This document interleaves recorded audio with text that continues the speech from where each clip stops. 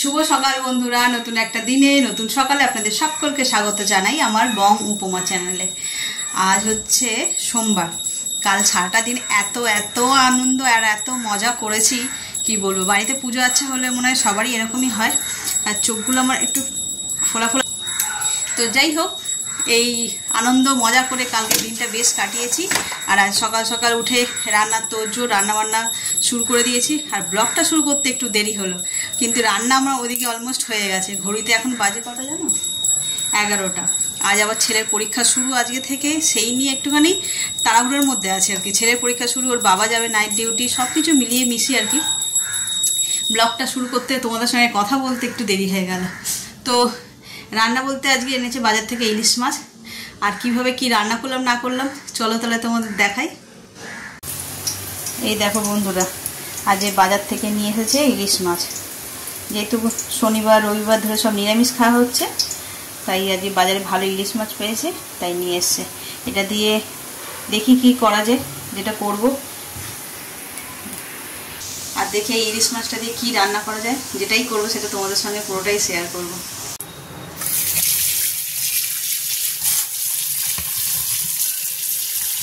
মাছগুলোকে ভালো করে ধুয়ে নিয়ে নুন হলুদ মাখিয়ে নেব। বেগুন দিয়ে ঝোল হবে আজকে। চলো নুন হলুদ মাখিয়ে নিই।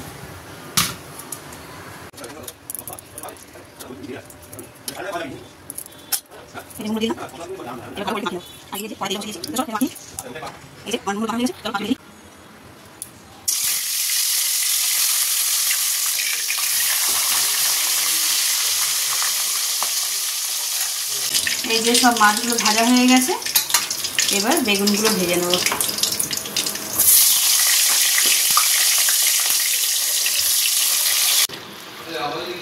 এই দেখো আমার একদম মাছের পাতলা ঝোল বেগুন দিয়ে রেডি।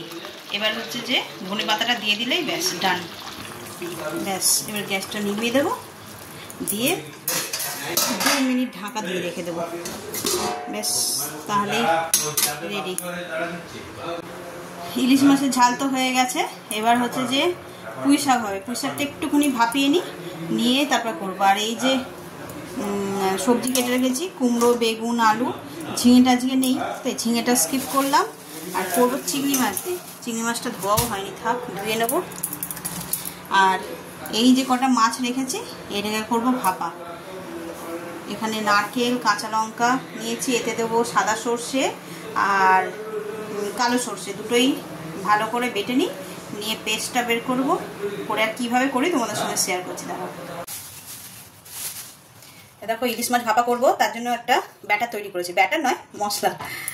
এতে আছে তোমার নারকেল, সাদা সর্ষে আর পোস্ত, কাঁচা লঙ্কা একসঙ্গে বেটে ছেঁকেও নিয়েছি। এবার এতে দেব যার যার স্বাদ অনুসারে নুন, হলুদ, জিরে গুঁড়ো। এটা একটু ঝাল ঝাল বানাবো, তার জন্য দেবো লঙ্কা গুঁড়ো, একটু লঙ্কা বাটাও দিয়েছি। আচ্ছা, আর দেবো দই। দইটা ওই একটুখানি মিক্সিতে ব্লেন্ড করে নিয়েছি, হাত দিয়ে করার সময় নেই বলে তাই। চলো, সর্ষের তেল,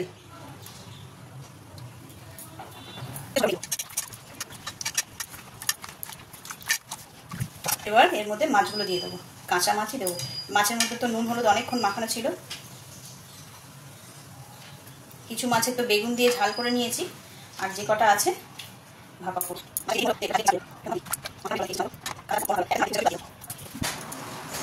আর কটা কাঁচা লঙ্কা উপর দিয়ে দেবো। বাটা দিয়েছি, তাও খাওয়ার পরে কাঁচা লঙ্কা বেশ ভালো লাগে। চলো এটাকে এবার ঢাকা দিয়ে আর গ্যাসটাকে জ্বালিয়ে দিই। প্রথমে একটু ফুটতে দেবো হাই ফ্লেমে, যেই একবার ফুট ধরে যাবে অমনি লো ফ্লেমে ঢাকা দিয়ে রান্না করবো।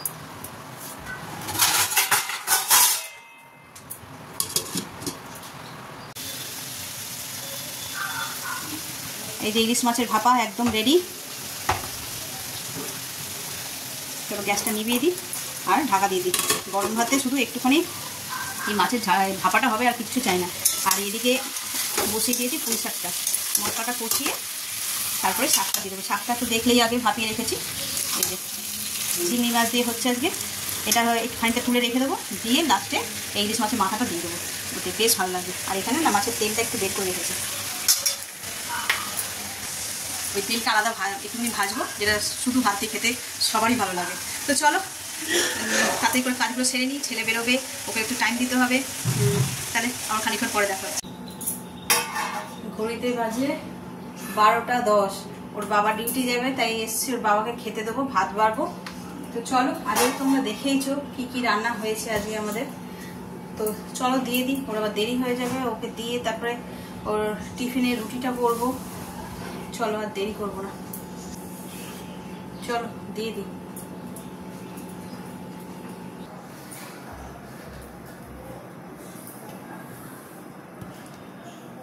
শুনছো? চলে আসো। আর এই যে আমাদের মেনু আজকে, গরম গরম ভাত, তেল মাছের, এটা পুঁই শাক চিংড়ি মাছ দিয়ে চচ্চড়ি, আর ইলিশ মাছের ভাপা। চলো খেয়ে নিই, খেয়ে কাজে বেরোবে, আর আমি চট করে রুটিটা করে দিই।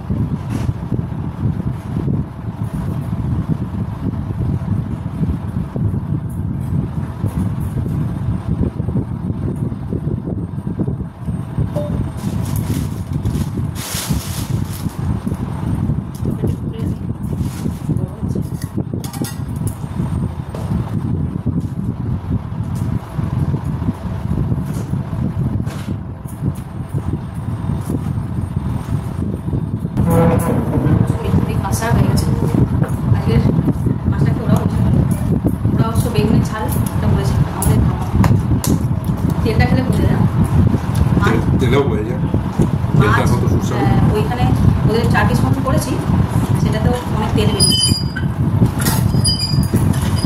আর 10 সময় বোঝা যাবে।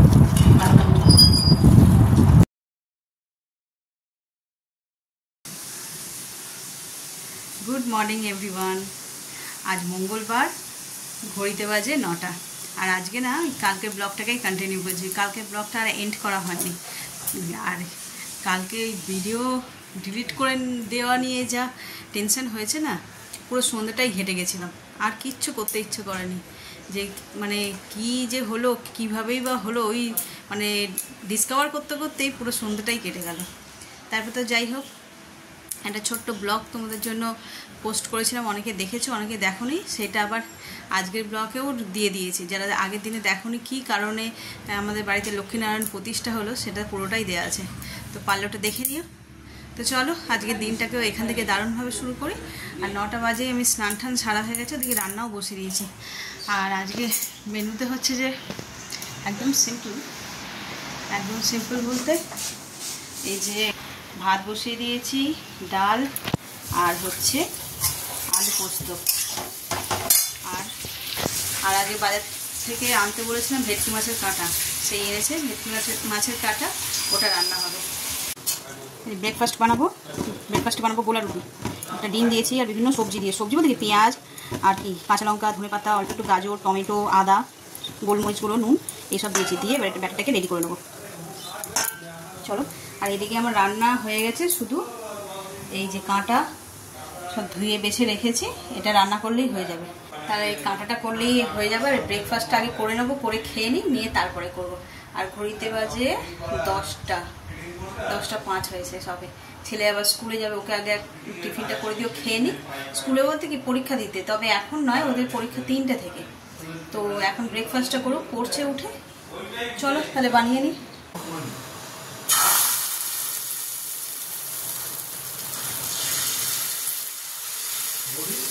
দিচ্ছি।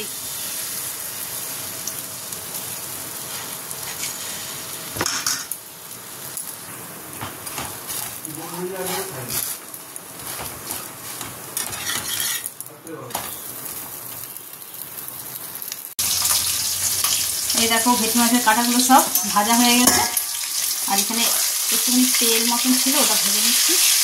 আর এই তেল যে করার যে তেলটা আছে ওর মধ্যেই তরকারিটা করে দেবো।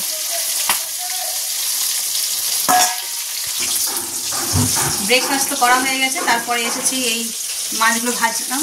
আর বাইরে নয়, পাশের বাড়িতেই কনস্ট্রাকশনের কাজ হচ্ছে, ঠক ঠক ঠক ঠক হয়েই চলেছে। আর বাইরে যা রোদ্দুর আজকে, ওইদিকে জানলা দিকে তাকাতে পারছো, কিছু বোঝা যাচ্ছে না, এতটাই রোদ্দুর। দেখো ক্যামেরায় বোঝা যায় না যদি রোদ্দুর, পুরো একদম খাঁখা করছে রোদ্দুর। কী হয় তখন মানে ভরে দেয় বৃষ্টি, আর যখন রোদ্দুর হয় তখন রোদে দেয়। মা আবার কি বলে জানো, মা মানে আমার এই শাশুড়ি মা বলে যে পুজোর আগে 15 দিন বৃষ্টি হয় চাষিদের জন্য, আর 15 দিন রোদ্দুর দেয় মুচিদের জন্য, চামড়া শুকনো হবে বলে। তাই এত রোদ্দুর দেয়, ওই চামড়া শুকনো করতে তো প্রচুর রোদের দরকার, সেই হিসাবে নাকি রোদ্দুর দেয়, আর ওই রোদ্দুরটাই আমি সহ্য করতে পারি না। তো চলো আর কথা বাড়িয়ে লাভ নেই, তরকারিটা করে আর কী করে করছি ওই এর আগে একদিন দেখিয়েছিলাম, চলো আজকেও দেখিয়ে দিই। কড়াইতে তেল গরমই আছে, এবার দিয়ে দেবো পেঁয়াজ। দুটো ছোটো ছোটো পেঁয়াজ দিয়ে দিলাম, এটা ভালো করে লাল লাল করে ভাজবো। দেখো পেঁয়াজগুলো বেশ লাল লাল করে ভাজা হয়ে গেছে। এখন এতে দেবো এই যে টমেটোটা,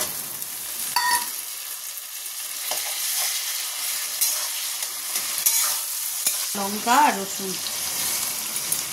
টমেটো আরেকটা লাগবে, আমরা একসাথে হয়ে যাবে, মানে এতগুলো তো কাটা, একটা টমেটোতে হবে না। চলো এটা ততক্ষণ হোক, ভালো করে কষাতে হবে। তারপরে এতে অল্পখানি নুন দিয়েছিলাম, ওই পেঁয়াজটা যখন ভাজা আরও রঙটা ভালো আসবে। দেখো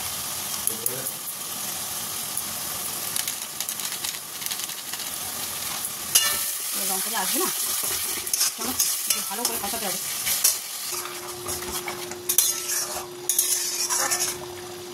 দেখো মশলাটা কষানো হয়ে গেছে, তেলও ছেড়েছে, অল্প একটু জল দিয়েছিলাম। এবার মাছগুলো দিয়ে দেবো।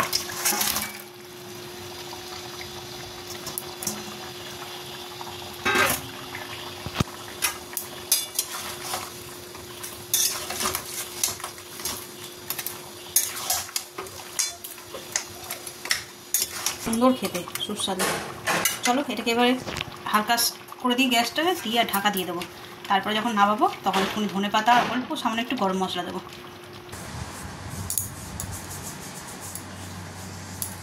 এই যে পুজোর মেকওভার হচ্ছে, আমি কদিন পরে করব। এই যে চুল কেটেছে, কারণ পুজোর সময় সেলুনে যা ভিড় হবে, শনিবার হোক রবিবার হোক আর যে বাড়িই হোক যাক না কেন, কাজেরও চাপ আছে, ইচ্ছা খুশি মতন যেতেও পারবে না। ওই জন্য আজকে গিয়ে চুল কেটে আসলো, তাই একটুখানি লরিয়ালের এই হেয়ার কালার ওটাই লাগাচ্ছে।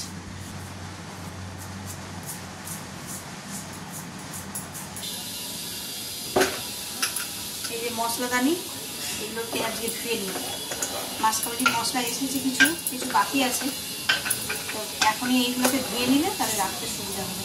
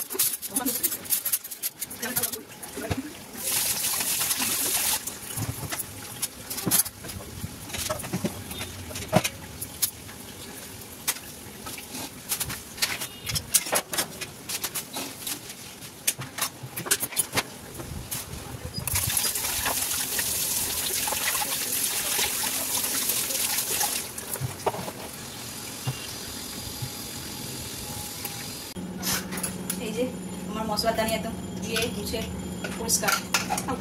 এবার শুধু খালি তো তাই পড়ে যাবে, মশলাগুলো ভরে দিতে পারলেই ব্যাস কাজ শেষ। সেগুলো আর এখন করবো না, যেগুলো বিকেলে ভরবো। চলো, আর যা গরম লাগছে না।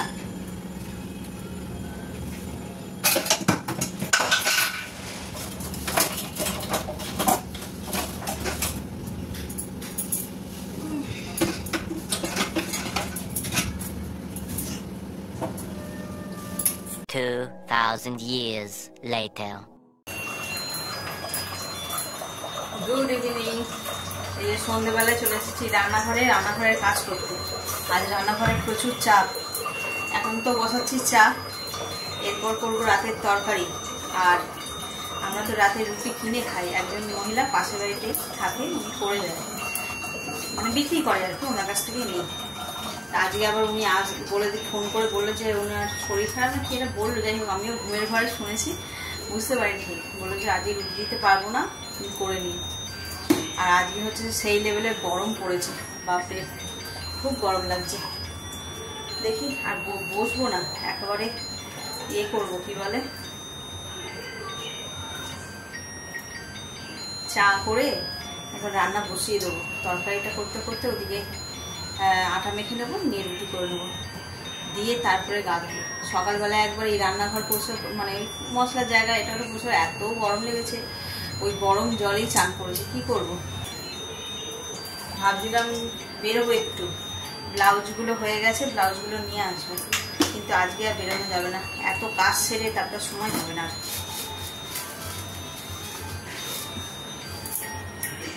চলো একটু একটু করে কাজ সেরে নিই। আর গরম বললে দেখো, সন্ধে দিলাম, সন্ধে দিয়ে এসে রান্নাঘরে ঢুকেছি, চাটা করবো। এখনই দেখো গলার অবস্থা, ঘাম ঝরছে।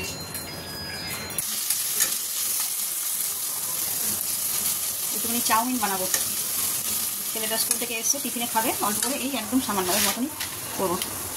এখানে করছি চাউমিন, আর এখানে সবজিগুলোকে সিদ্ধ করতে দিয়েছি, ভেজিটেবল স্যুপ হবে। আর এই প্রেসারে হচ্ছে যে মটরটা সিদ্ধ হয়ে গেছে, এবার নামিয়ে নেবো। আর এই ভেজিটেবলসগুলোকে প্রেসারে ট্রান্সফার করবো। এটা ততক্ষণ হোক, বাইরে আমি চাউমিনটাকে রেডি করে দিয়ে তারপরে এখানটা করবো।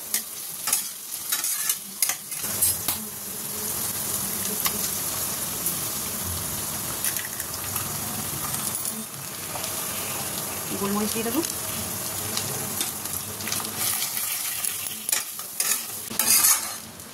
এই দেখো একদম চাউমিনটা রেডি। আর চাউমিনটা দেখে কেমন ইন্ডিয়ান ফ্ল্যাগের মতন, দেখো সবুজ, সাদা, অরেঞ্জ। চলো, এটা তো একদম হয়ে গেছে, ওকে দিয়ে দিই। আর এদিকে ভেজিসও সিদ্ধ হয়ে এসছে। আর আমার অবস্থা দেখো, এখনই ঘেমে নেই, পুরো স্নান হয়ে গেছি। এবার তো রাতের রুটি, আমি রুটির কথা ভেবে ভয় লাগছে, দেখে দেখে আজকেই গরম ফেলতে হলো। চলো ওকে খাবারটা দিয়ে দিই, ঘড়িতে বাজে 6:45।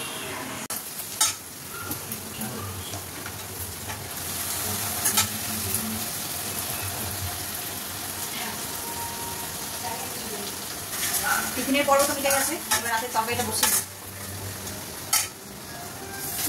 এই যে মটর তো আগেই সিদ্ধ করে নিয়েছিলাম, মশলা কষলেই রেডি হয়ে যাবে।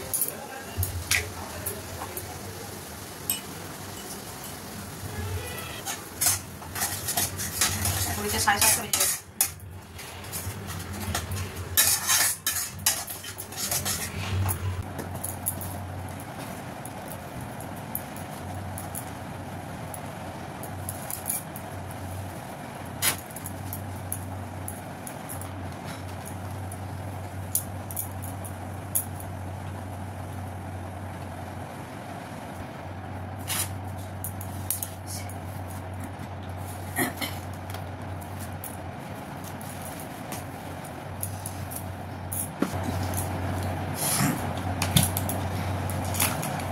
ঘড়িতে বাজে 12:15। 12:15 তো আরো বেশি, 12:15 মানে 12:15।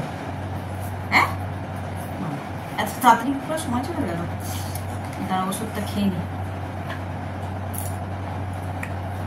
খেতে বসলাম তখন রান্নাঘরে গেছিলাম, তখন 11:30 দেখলাম। 12:15 মানে অনেকটাই রাত্রি হয়ে গেছে। তো যাকে যাই হোক, ঘড়িতে 12:15 বেজে গেছে, মানে 12:15। খাওয়া দাওয়া সব কমপ্লিট করে একটু প্রেশারটা মাপলাম। প্রেশারটার যথারীতি বেড়েছে। কে জানি যতভাবে টেনশন করবো না ঠিক টেনশন হবে, আর ভীষণ সিলি কারণে টেনশন হয়।